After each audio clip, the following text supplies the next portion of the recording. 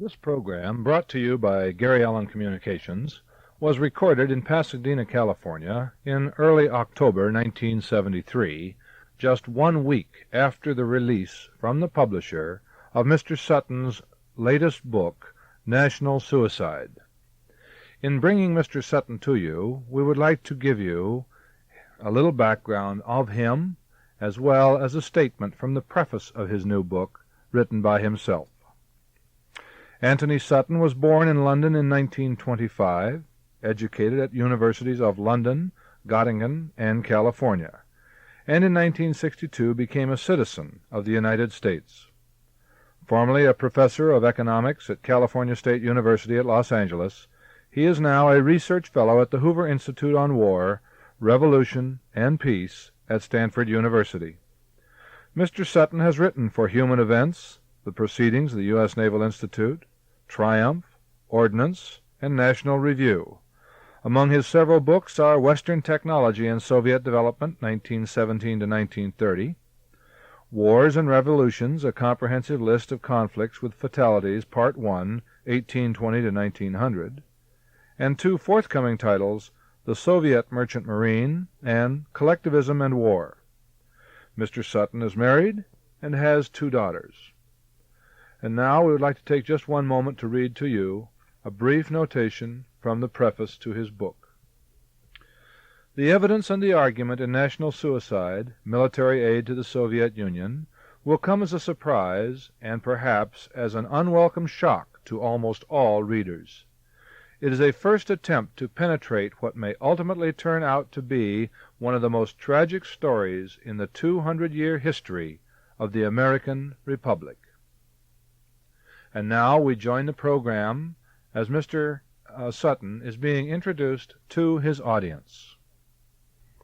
I'd like to introduce to you Tony Sutton, Professor Tony Sutton.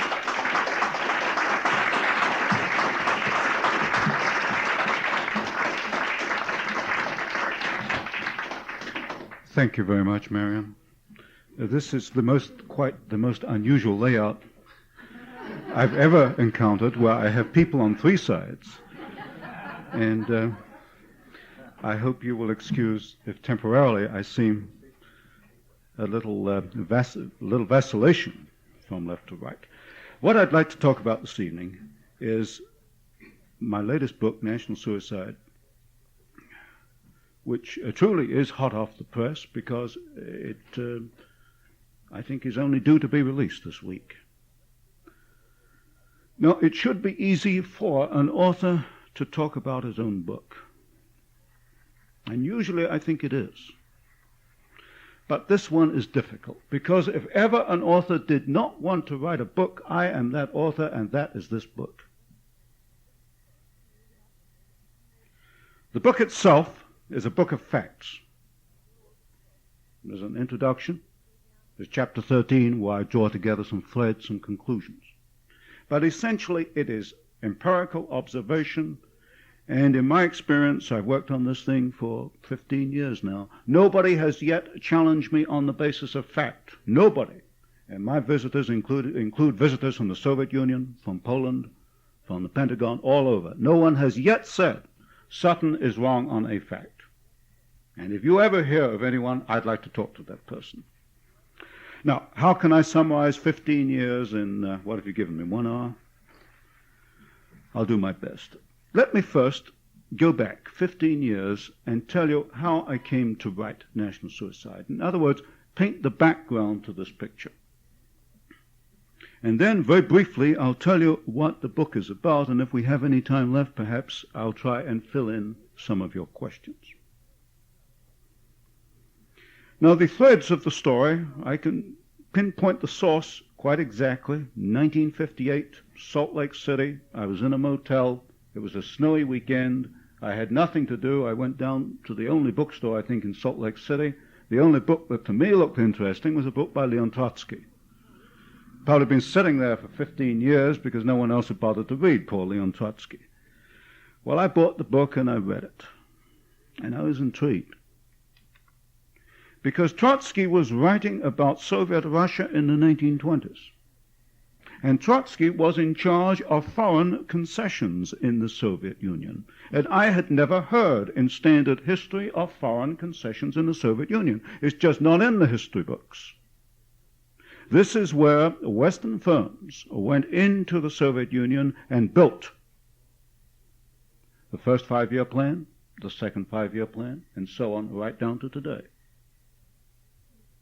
There's nothing in the history books about this. It was directly opposed to everything I thought to be true. Now, Trotsky, of course, is a communist. Lies can be truth to a communist. But there was something about the book that rang true. I knew, because I had a technical background, that you just do not build steel mills and nitric acid plants from scratch. There's got to be a technology. There's got to be a lot of technical work, design work, preliminary work. You just don't start and build a 5-year plan. Obviously, they got the technology from somewhere, so I started to dig into it, and that's a long story. By about 5 years, by the early 1960s, I knew that I had something which had not previously been reported. But there were gaps in the picture that I was beginning to outline. What broke it was I managed to get access to the State Department files, and I think they've regretted the day that they ever let me into the State Department files. And the story that I was developing in the early 1960s was that all Soviet technology, or at least the greater part of it, came in fact from the West. It was the product of Western ingenuity, of Western enterprise, of free enterprise systems. This had been blacked out, and that's very easy to check, because if you take a look at my argument, you'll see nothing about it in the standard history books. The Soviet Union was actually built by Western technology, by Western firms, and by Western enterprises. Now, 10 years ago, I was a professor of economics at what is now Cal State University, Los Angeles, and as you know, being a professor of economics beats working for a living. And consequently, I had quite a fair amount of time to spare. The students kept out of my hair, going a couple times a week and give a few lectures. So by 1966, I had the first volume written. It's called Western Technology and Soviet Economic Development, 1917 to 1930. The second place I sent it to was the Hoover Institution at Stanford University. They accepted it right away. It was published in 1968. This, by the way, is the all-time, I'm not bragging, but I want to fill in a picture, because this becomes important later on. This is the all-time bestseller in the history of the Hoover Institution. Up to that point, I had not been able to get backing from anybody. I was even naive enough to ask the Council on Foreign Relations. I thought this was a research outfit, and they were very polite and said, "No, we can't help you." So that was my money that went into that thing. But I'll give credit where it is due. Hoover Institution picked it up and ran with it and brought it out in 2 years. Then I went to work on the second volume, which was 1930 to 1945. I was still teaching. The last part of this was written at the Hoover Institution. Again, it was brought out very quickly. By 1971, the second volume was in print. Then I went to work on the third volume, which covers the years 1945 to 1965. That was finished 3 years ago. It was accepted for publication 3 years ago. It is not available today. It was scheduled for publication early 1972. If anybody wants to challenge it, I have the page proof, and I can send you a Xerox copy of the title page with the copyright date 1972. In other words, Volume 3 has been ready for publication for 3 years. It has not been published, through no fault of mine. You can make what you like of it. I just state the facts. So what I've got then are 3 volumes published at Stanford. They are a precise technical examination of Soviet technology and industry. I take each Soviet process in turn. I trace back the technical origins. I'm not going to bore you with it. But just to give you an example, I will take the iron and steel industry, the classical blast furnace process. I'll look at the Soviet blast furnaces. I'll trace back the origin to the West. It's this kind of thing, very precise. Let me give you another example. I know that exactly 68% of the Soviet merchant marine has been built in Western countries. I know that 82.1% of the marine diesel engines in these ships have been built in the West, and the other 20% were built in the Soviet Union at Bryansk and Leningrad under Western technical assistance, under Western license. They've got 6,000 ships. I probably know more about their ships than you know about your automobile. I know the cylinder diameters, the piston stroke, the model numbers of every diesel engine, every Soviet ship. I didn't get the information from Washington. I had to get it from the Soviet Union. A socialist country with apparently complete censorship. Now, you can be the judge, because what I did in National Suicide, I have reprinted the list of Soviet ships used to supply Haiphong, 96 of them. And the list is here, and I've listed the name of the ship and its Soviet register number and where the engine came from and who built it. It's all there. That's Appendix A. So you can judge whether I'm giving you a fair story or not. In general, then, I found that, if you want a ballpark estimate, I found that about 90-95% of Soviet technology came from the West. There is some Soviet technology. For example, medical sutures. They have a little wound stapling machine, which I think sells even in the United States. There is some, but not too much. Their best work, I'm not saying the Russians are stupid. Their best work is in pure science, mathematics, science. They cannot innovate because of a statist, central planning system. It is the system that stops innovation, not the lack of Russian ability. The Russians are just as capable as you and I. Now, my first 2 volumes were reviewed quite widely. Again, I'm not saying this to build up myself. I don't have to. It is part of this picture. Reviews from France and Germany and Holland, but I can't read Dutch, so I don't know. I think it's good because I know enough German I think I know what they're saying. Those from France and Germany are excellent. They're enthusiastic. For example, I've just read one from France which says, if all American scholarship can maintain this standard, then it is from America that we will see the definitive works on world communism. They don't know quite what the American academic institution is doing to me, but we'll get into that later. Those from the United States are much less enthusiastic, and of course those from the Marxists are a bit sour about the whole business. Oddly enough, some of my most interesting visitors come from behind the Iron Curtain. And not one of them yet has challenged me.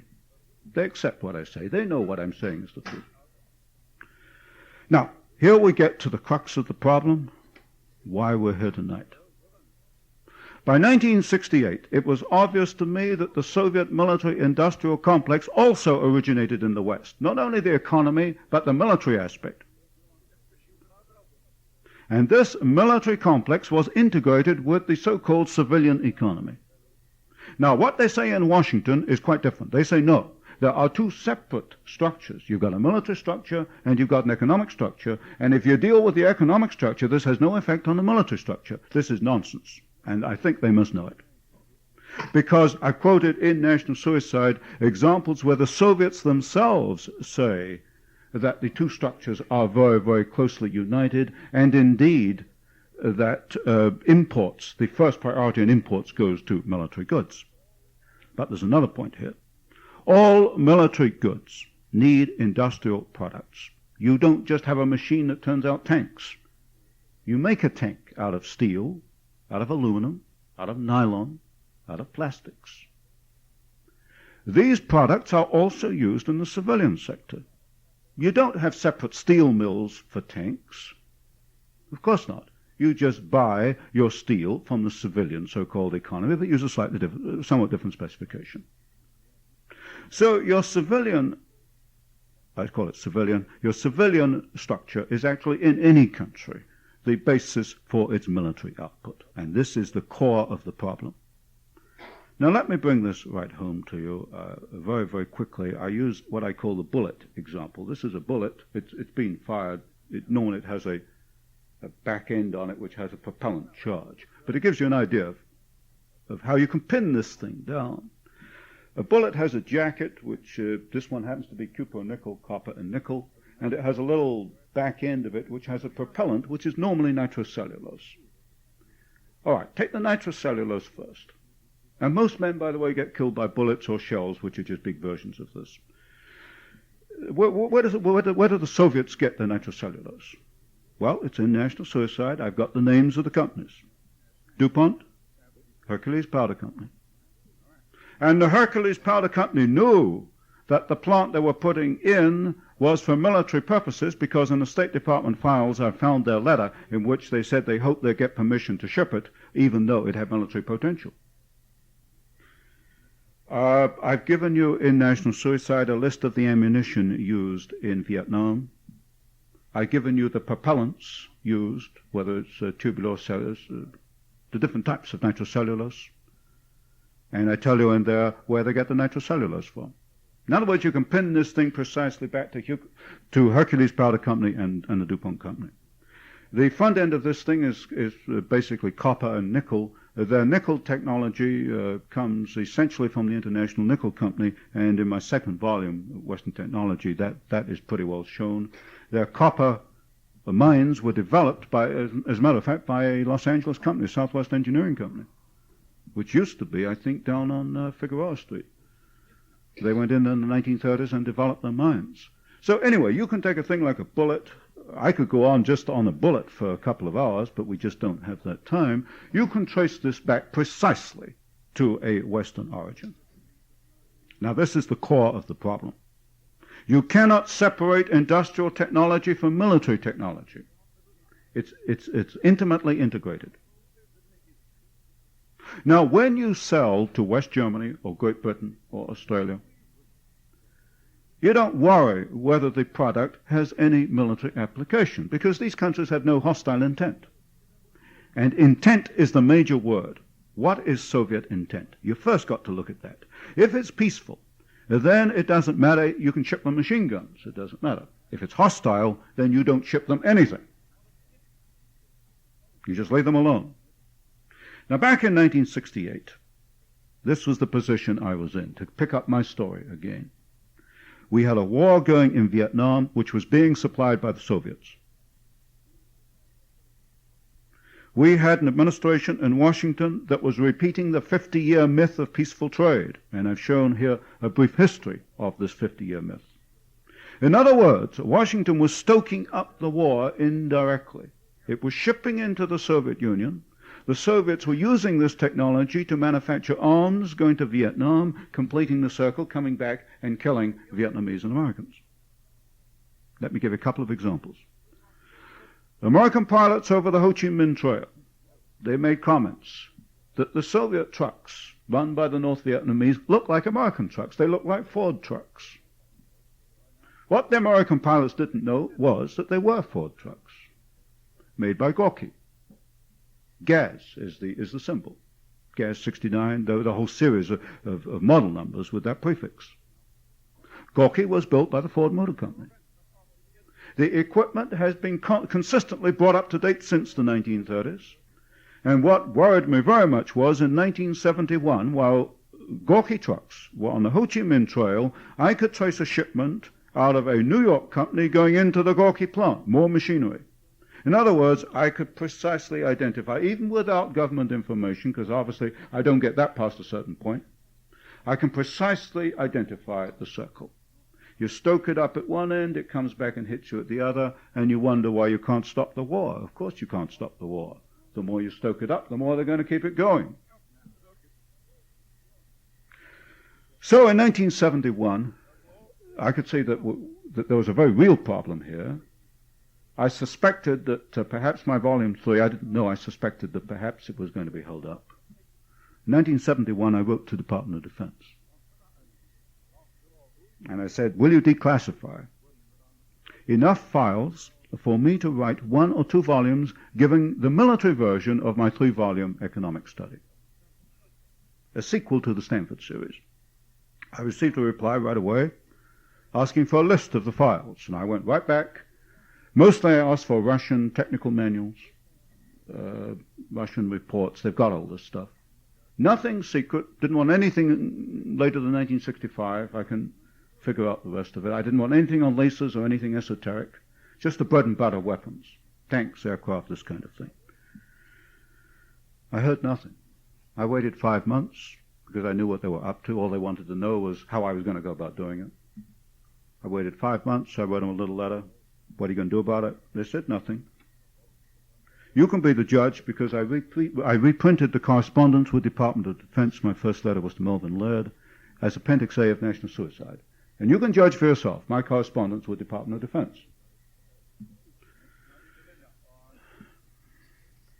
So that was my position, middle of 1972. Obviously, I wasn't going to get very much assistance to write the military version. I sensed, I had no proof, I had sensed that this was not going to be a particularly welcome study. Then I had an opportunity. American Conservative Union called me and said, "You want to go to Miami Beach and give 15 minutes testimony?" I said, yes. This was a surprise, I think, because for 10 years I kept away from everybody. I only very recently started to emerge. I wanted to complete the thing before I emerged. I went to Miami Beach, subcommittee number 7. I made a statement, no questions. The only meeting I've ever had in my life where I had no questions. And I can tell if an audience is hostile or not, and that audience of Republicans was hostile. I won't name their names, but I can remember their faces and I can remember their names.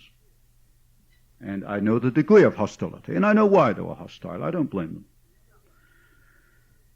It's the second most hostile audience I've ever had. The worst one was when I tried to preach laissez-faire economics to the American Trucking Association, and they did not like that at all.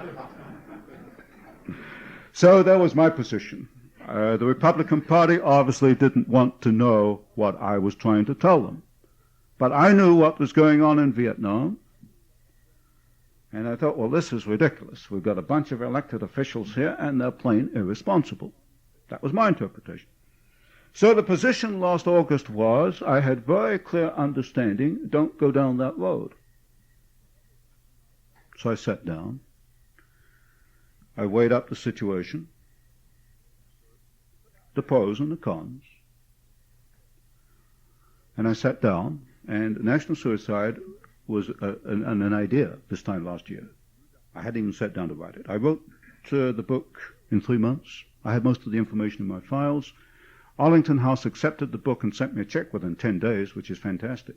Any author will tell you that. You just don't get books accepted that quickly. Arlington House moved with that thing. They had galley proofs out in 10 weeks. I had advance copies by July. So I cannot fault in any way Arlington House. Now, what's in the book? If you want to pick up the rest of the Hoover story later, I rely on your questions. We can either forget it or you can pick it up. What's in the book? My theme is that 100,000 Americans and countless allies in Korea and Vietnam were killed by our own technology. Nothing less. This technology was transferred to the Soviet Union under the guise of peaceful trade.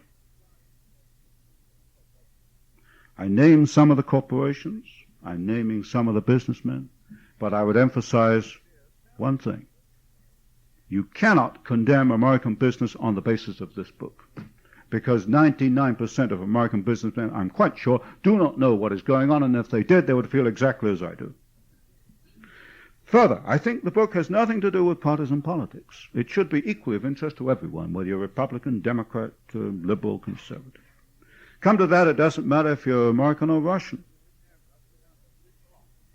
Because to me, it comes down to a plain question of individual rights versus the totalitarian state. So my appeal in national suicide is to those who have open minds, who can judge facts for themselves. What I'm saying here, and this came about by accident, is what Andrei Zakharov, the Soviet H-bomb scientist, said a few weeks ago. and the American press picked it up. Zakharov said, "You are fools. Your trade is building up the Soviet Union. The Soviets are using it to build a bigger military establishment. Détente is a phony." He didn't use the word phony, but in effect he said that.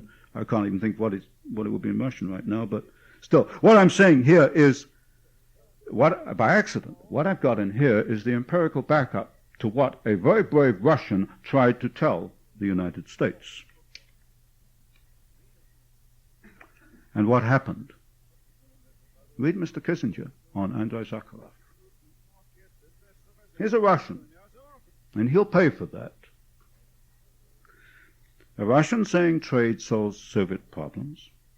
We have no intellectual freedom in Russia. I'm going to end up in a mental institution because I said this, even though I'm probably the best known physicist in the Soviet Union, certainly in the field of atomic energy, atomic weapons. What does Kissinger say? Ignore Zakharov. You mustn't interfere in Soviet internal affairs. We might disturb the Russians. It's an odd situation. A Russian warns the United States, and the United States ignores the warning. So let me very briefly tell you what I've got in the book. I hope it won't put you off reading it. I'll take that risk. First of all, I got a brief introduction, a kind of a warming up thing. Oh, by the way, right in the preface, I say that while I've written the book, that I was denied the information from Department of Defense, and consequently we have censorship, and I point to Operation Keelhaul as another example of censorship. And my hope is that the public reaction to this book is going to blast loose enough files for me to write the academic version. So in the first chapter, what I've frankly got here, I've outlined the history of so-called trade, what I call the détente aggression cycle. In other words, what the Soviets do, you can see this going back over 50 years. They are aggressive at one point, say in Korea or Vietnam, and then they plead peace, and this détente phase is used to bring in more technology. And you can identify this. They act peacefully. They say, let's live in peace. Détente. They did this in the early 30s. The United States goes in there, builds it up. The American taxpayer pays for it, 2 credits. Then they turn right around, and you get another war going. It's a cycle, and you can identify this cycle, and I've begun to identify it in this book. And then I talk about the persecution of Russian Jews, Russian Baptists, and Lithuanian Catholics. I'm neither a Jew nor a Baptist nor Catholic. But these people have a right to live. They have a right to their religion, and I feel very deeply about their persecution. And so I have brought this in to show that if you think the Soviets have mellowed at all, then go and talk to some of these people. Then I've got various sections on the link between casualties and trade, which is not, I think, been pointed out before. They say as you trade, so there's a greater inclination to peace. Well, I've got a little diagram in here which says the more you trade, the greater your casualties. The black marks are the increase in casualties, and there's a line showing the increase in trade. In other words, according to my analysis, the more you trade, the more casualties you get. But of course, this is lost in Washington. Then in chapter 4, we get right down to facts. How we built the Soviet military-industrial complex. Who built it? It's very interesting. Some companies are identified with this, some are not. I'd never heard the name General Motors linked with Soviet trade until Wall Street Journal last week. Apparently they've finally given way. Up to now, the last 50 years, it's been Ford, General Electric, DuPont, Gleason, but not, up to now, General Motors, not Chrysler, not American Motors. International Harvester, yes. Caterpillar Tractor, no. Radio Corporation of America, RCA, yes. Hewlett-Packard up to recently, no. Well, of course, it's a fairly recent company, but Bell Telephone, certainly, no. In other words, you can pinpoint specific companies, and you can trace their association over 50 years. Then, chapter 5, I get into the direct supply of weapons. In other words, shipping weapons direct, and I think I have something here which I know has not been brought out before, and this is early 1918. The Bolshevik Revolution was the end of 1917. Early 1918, about all the Bolsheviks had, they had Petrograd and they had Moscow, and they were lucky to hold that. They almost lost that in March. They had a very, very tenuous hold on Russia in early 1918. But what did I find in the State Department files? I found that American munitions were being shipped to the Bolsheviks in early 1918. Not only that, they wanted credit. Let me quote. This is from a State Department document. This, I'm sure, is the first time this has ever been published.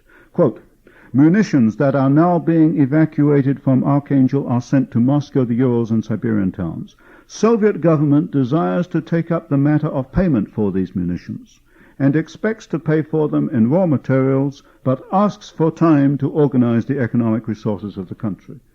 That sounds like 1973. Anyway, we go on like this. I've dug out some more documents, I'm sure not previously published. One I know will interest you, I think, and that is 1938, President Roosevelt's secret agreement with the Soviets. Only 4 people know about this in the United States and only 4 in Russia. What caught my attention was that President Roosevelt was talking about each power pursuing separate and independent courses to the same objective. And I didn't quite catch on to that at first, but it recorded in my mind, and then I dug it up later. Let me read what President Roosevelt... this is a report, by the way, by Ambassador Davis about this agreement between Roosevelt and Stalin, known to only 4 people in the United States and none in Congress, 4 in the executive branch and 4 in the Soviet Union. Quote, this is Ambassador Davis reporting on this. It would be the part of prudence and wisdom on the part of each government to familiarize the other with facts which might be of substantial value in the future by reason of similarity of purposes and necessities, even though each power were pursuing separate and independent courses. At that very time, the Soviets were stoking up a war in Spain. They were certainly murdering their own people. That was the year when they killed, I think, 10,000 officers in the Red Army. And here we get President Roosevelt talking about similarity of purposes and a common objective. So, just at random, we go on then to a section on, we get down to the technical aspects then. For example, I got a section on Soviet missiles, the fact that they are using American accelerometers, and how the accelerometers got there, and how the ball bearings, the miniaturized ball bearings which you need for a missile, the company that, Bryant Chuck and Grinder Company in the United States that sold this equipment. Congress itself said this was a matter of life and death to the United States. It was a tragic error to ship these. The shipment was stopped in the early 60s, but it was released very recently by President Nixon. In spite of the fact that Congress said this is a matter of life and death, President Nixon released the export of these particular machines for machining the races on miniature ball bearings, which is something the Soviets had never been able to do. In fact, I think there's only one company in the United States can do it. So they get more missiles that way. Then we go through other chapters. The Russians at sea, I look at their navy. In the air, I point out, for example, that the MiG-15 had a Rolls-Royce engine. And, in fact, Soviet jet engines do derive from, there are two separate derivations. One goes back to the Rolls-Royce, Neen and the Derwent, the Tay, in the late 1940s, and the other from BMW and Junkers, two different series. And then I've got a chapter here on Congress and the bureaucrats. We spend $5 billion a year on intelligence, and apparently we don't know what's going on. I give examples of false statements made by Congress to Congress, not so far as I know to the administration. Then chapter 13, I ask the obvious question: why have we done this? I don't come to a definite answer because I don't frankly know. But I give you 6 alternate answers, and you can take your choice. 1, it's going to build a peaceful world. It's détente. If we mellow the Russians, they'll come to love us, and we'll all live happily thereafter. So far as I know, nobody has ever said that détente includes the shipment of military goods or includes the build-up of their military structure. In any event, I'll quote you of all people, Arthur Schlesinger, in the Wall Street Journal last week, where Arthur Schlesinger said that the core of détente is intellectual freedom. There is no intellectual freedom in the Soviet Union. There is no détente. It's a sheer illusion. So I kind of rule that one out, obviously. Then it could be an accident. Maybe the policymakers in Washington are dumber than the most pessimistic of us think they are. You know, you can look at the wheat deal. What did they do? They increased the wheat export subsidy from 1 cent to 47 cents a bushel while they're selling the wheat to the Russians, and the Russians had nowhere else to buy it. Now, I don't know how much dumber you have to be than that, if it's an accident. So anyway, it could be an accident. You can make that case. Then I say, well, there's another possibility. Maybe we have no policy at all. Maybe it's what I call pragmatism. Policy is decided by random events. It's a kind of a cork floating around in the river, bobs around. Then I say, well, perhaps the time horizon for politicians is yesterday in the past and the next election in the future, and they just don't think about anything else. You talk about a 50-year spread of history, that's too much for a politician. Maybe this is the problem. And then I go after Mr. Kissinger, and I say, well, perhaps, because he is the architect, he took up what Roosevelt started to develop, then I say, well, possibly Kissinger is a mystic. Now, I use mystic here in a very limited sense. A mystic to me is someone who cannot derive logical, rational answers from observable, empirical observation. In other words, he imagines things, and he imagines that what he imagines is the truth. Now, I quote in here a statement from Kissinger's book, in which he apparently does operate in this manner. You make your own decision. You read what I say about Kissinger. It could be that he just imagines in some way that there is no possible connection between trade and their military structure. When it's pointed out to him, he just doesn't want to believe it. It's not part of his makeup. I do know this, that Kissinger knows nothing about economics and even less about technology. So you take a choice on that one. Then I look at conspiracy, and particularly, of course, Gary Allen. And there, what I've done, I think for quite obvious reasons, you're lucky to survive anywhere in the academic world with an outlook like mine. You just do not survive if you say everything you think. I think Gary's got a lot going for him, though I'm not about to say so publicly, because I like to eat. I quote Nicholas von Hoffman, Washington Post. You might think he's a liberal, but there was a time when Nicholas von Hoffman would have me crawling up the wall, but I began to read behind him. And if you have a little patience sometimes, read a little behind what Nicholas von Hoffman is saying. And I used Nicholas von Hoffman's commentary on Gary Allen, and it was a very good commentary, and made some very good points. Anyway, a conspiracy is a possible alternative.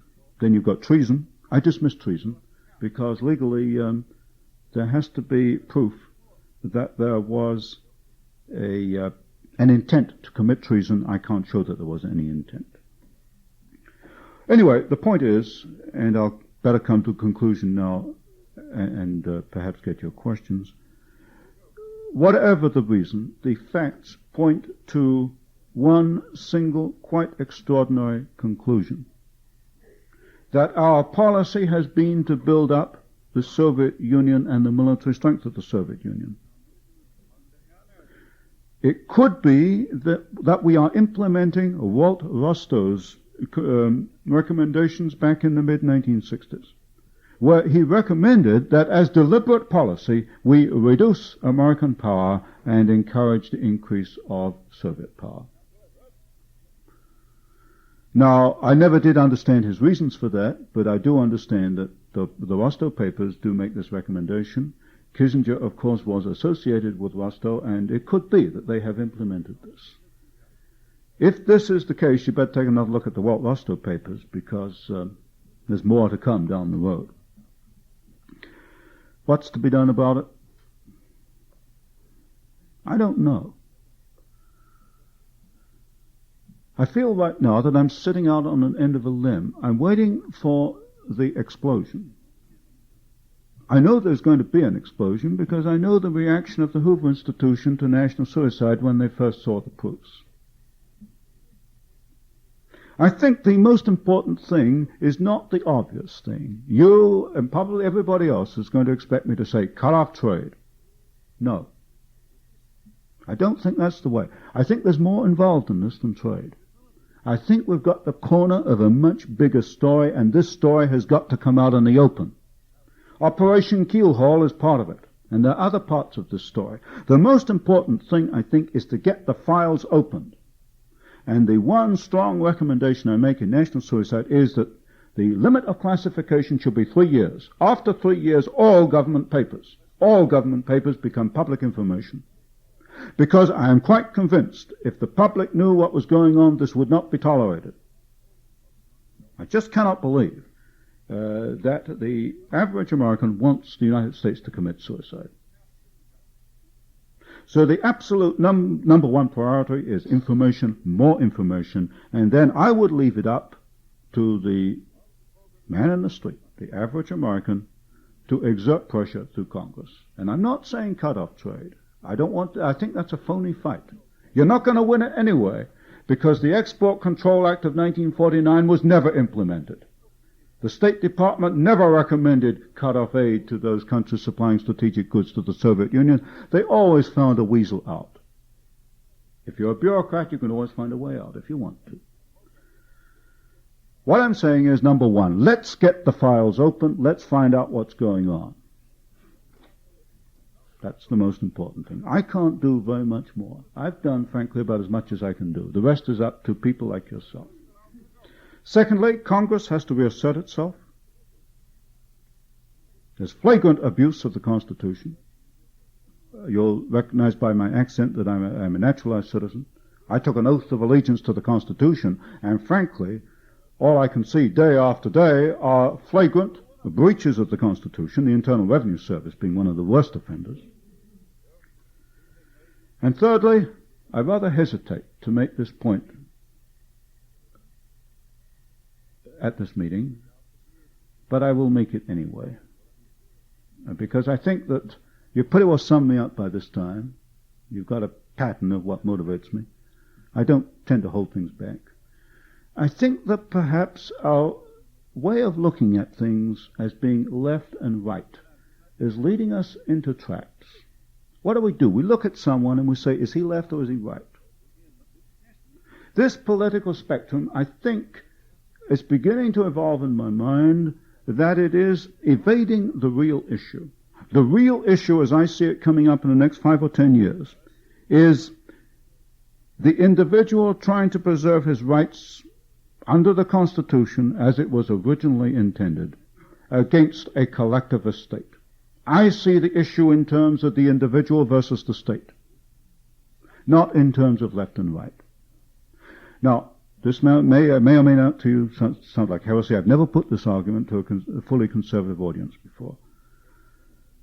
I think this is what we're going to have to face up to. At that point, perhaps I should catch your questions, and then we'll stay within the time limit. Can you give us some current information on the recent the energy crisis, the energy crunch, the vast Russian oil fields, the support, our relationship with them, any observations you might have in that area? The energy crisis, so far as I can see it, is a phony. Take a look at the Department of Commerce, U.S. Statistical Abstract Reserves of Natural Gas in the United States. You find they've increased by 50% since 1950. I think this year's output of natural gas is about 7% of total reserves. We have twice as much gas in the ground in the United States as has been produced in the whole history of production of natural gas going back to the late 19th century. What caused the apparent shortage You go back to the Natural Gas Act of 1938, which gave the government the right to intervene. You take the 1954 Phillips Petroleum decision, which put a ceiling on natural gas prices. And of course, this reduced incentive for natural gas producers to produce the gas, so you get a shortage. Anytime you interfere with a laissez-faire economy, you're going to get problems. This natural gas shortage was created, obviously, by government interference. Crude oil, I wrote a paper back in '69 in which I predicted almost exactly what has happened. I'm going to have to dig that paper up. I even predicted, I think, the Libyan situation. So, I mean, I've got actual empirical proof that my projection was right there, that we should have lifted import quotas a long time ago. That covers your two main. Of course, then you've got the environmentalists as well. But this heavy influx of American technology now being talked about to the Russian area, so that we will develop the field, we'll put together the refineries. Is this another similar to the steel business? Well, yes, but the estimates are that Siberian natural gas is going to cost about anywhere between 2 and 4 times as much as Texas gas. It can only be done if you get credits from the Import-Export Bank, and I presume that will be done. It is a parallel to the situation of the 1930s. There's little question about that. It makes us dependent on Soviet gas. There's supposed to be mutual dependency, but look at it this way. Supposing the Soviets don't like us making a noise, for example, about Soviet Jews. They just turn the taps and cut off the gas. We're left high and dry without gas. Sure, we're dependent on them. But what about if we ship technology in there? They can use that for 20 years, for 30 years. You can't just pull that technology back. In other words, what we've committed ourselves is to a very wonderful thing. In other words, that our shipment of technology there is vital to them and is irreversible. But what they ship back is reversible in the sense they can cut it off anytime they want to. So we get absolutely the worst end of the deal. There's no question about that. By the way, on the SALT Treaty, talking about bad deals, that one, I've got a little section on that. That one is almost unbelievable. Each country, Soviet Union and United States, gets 2 ABM systems, and each capital country gets 1 system, and they can put the other system anywhere they want. So the American system goes in Washington, and the Soviet system goes in Moscow. But what have you got in Washington? If there was a threat of nuclear attack, you evacuate the bureaucrats, and all you got left is a lot of stones and waste paper. So, all right, drop all the bombs you want on it. But what have you got in Moscow? You've got the most important section of the military-industrial complex. Their main plants are in Moscow. So what you've exchanged here, it must have been brilliant to bring this about. You've exchanged defense of nothing for defense of the most significant part of the Soviet military-industrial structure. Now, I can't think of anything much crazier than that. I'm sorry I got off the track, but it just reminded me of that one. Yes, sir. On what basis do you say that, or do you assume that we all divide everything into right and left? Excuse me, sir. I did not. The question is, by the way, on what I said about right and left. Excuse me. I did not mean to imply that that you were individually doing it.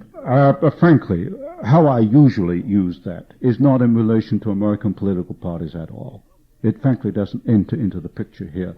Where I think it's got to be used is in a broader scale, where you're talking about national socialism on the right and international socialism being communism on the left. It's that broader political spectrum. In fact, Gary Allen in his book has got something very similar to what I'm saying, if not the same.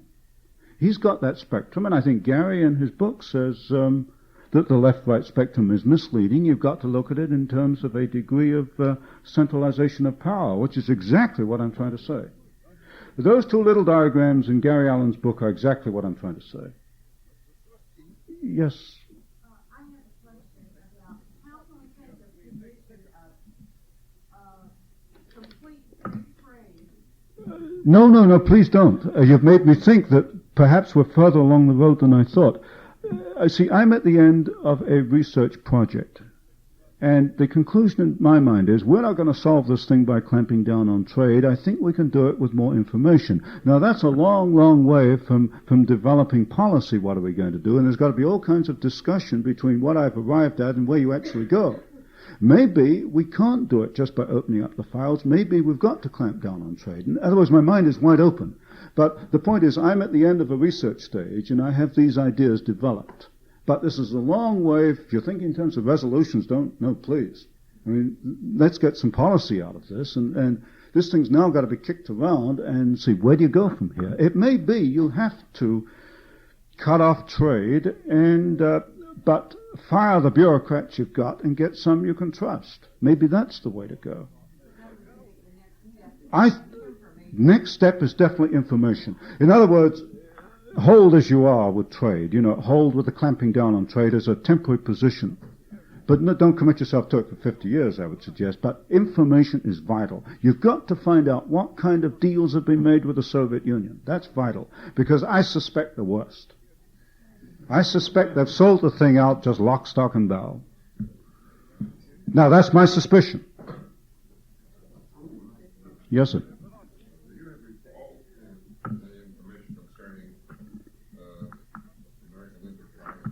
Operation Keelhaul was 1945-1946, where I don't know how many, at least several 100,000 Russians who were then in Europe were forced to go back to the Soviet Union.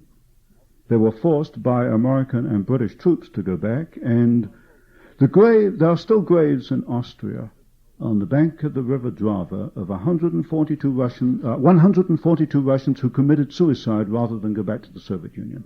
Now, this was a flagrant violation of the Geneva Convention, because paragraph 33 of the Geneva Convention just flatly does not allow you to force someone back when he doesn't want to go. You can claim political exile. And so these people probably ended up in Siberia. We're still doing it. If you think of the Lithuanian seaman Kuderka, who jumped from a Soviet ship to an American Coast Guard cutter in American territorial waters just 2 years ago, and the Coast Guard commander, under instructions from Washington, allowed the Soviets to come on board an American naval vessel in U.S. territorial waters. They beat the Lithuanian sailor and dragged him back on the Soviet ship. That's another flagrant violation. Now, I'd like to see the papers on that. Anyone? You're the only one, Ron. Oh, excuse me. Gentlemen at Stanford, Brother Portly Man, everything I said, doing research now on the Keelhaul story. That was Epstein, Julius Epstein. I don't think he's there any longer. Julius Epstein has spent many years, 15 years, working on that. He knows more about it than anybody else. I came into it because I could see what he was doing. He was doing in that what I was trying to do in Western technology, so every chance I get, I just mention it to make sure that as many people as possible know about it. But he is the man on Operation Keelhaul. Yes? Do you think that the present hearings of Watergate and the grand jury indictments and the special investigator and all this, do you think this is going to lead to any declassification? I'm not optimistic. I know Mr. Nixon has said that this is going to be an open administration, open information. But he also said that taxes weren't going to be raised and a number of other things. In other words, I don't think that they will change one little bit until they are forced to change. And it is going to take a great deal of public pressure through Congress. I just do not think they're going to change voluntarily, for good reason. I have read something like over 10, 15 years, perhaps 250,000 State Department documents, either read or scanned them. And if that material had come out at the time, for example, Colonel House cabling Wilson at the time of the Bolshevik Revolution suppressed criticism of the Bolsheviks in American newspapers. If that had come out in 1917, imagine the uproar that would have created.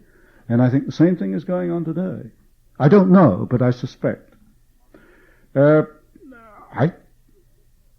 don't think they will do it voluntarily. I think it's going to take a great deal of public effort. But I do think it is vitally important. Yes, sir? What makes you think the documents will be untapped? There are examples of policy being used in that manner. In other words, if you want to bring about something, you've got to have a kind of a wall to batter up against to bring it about. It's the Marxian, thesis and antithesis brings about a synthesis. There is no question in my mind that the so-called international bankers are very much in the middle of this thing. There is a group, I call it the establishment. It seems to be a transatlantic establishment, and I know that because I have English sources. There's a transatlantic link, there's no question about this. It pretty well controls policy, there's no question about that. Whether you call yourself a Republican or a Democrat, the same people that Kissinger was under Kennedy, Johnson, and Nixon. They're pretty well running the show. But it's going to take an awful lot more work to get the full picture out. I don't think we've scraped the surface. But what I do know, look, basically I'm a researcher. This is my job. I'm a technician. I do know there is a much bigger picture, and the picture I've got is only a little part of it. There's a lot more under the surface. No question about that. Do you want to...